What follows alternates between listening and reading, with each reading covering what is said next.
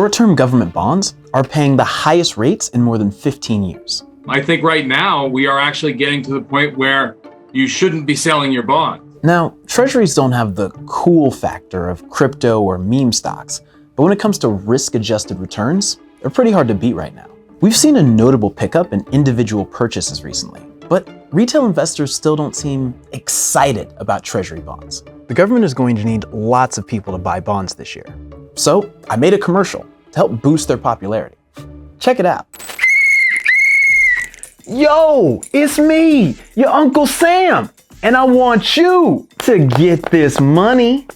Uncle Sam? That's right, players and playettes. If you're trying to get that paper, the word is bonds.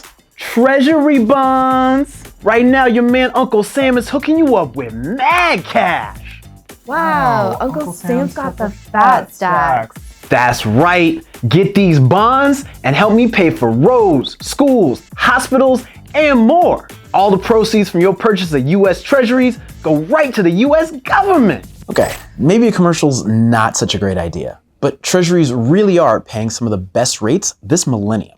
That's largely because inflation is holding near 40-year highs, and the Federal Reserve is expected to keep raising interest rates. And thanks to expectations for a U.S. recession that have inverted the yield curve, investors are getting paid a lot more to hold bonds that mature in 6 months, a year, or 2 years than to hold bonds that mature in 10 years, 20 years, or 30 years. 6-month Treasury bills, the most recent auction, paid an interest rate of 3.85%, the highest since 2007. And the yield on 1-year Treasuries just rose above 4%, the highest rate since 2001.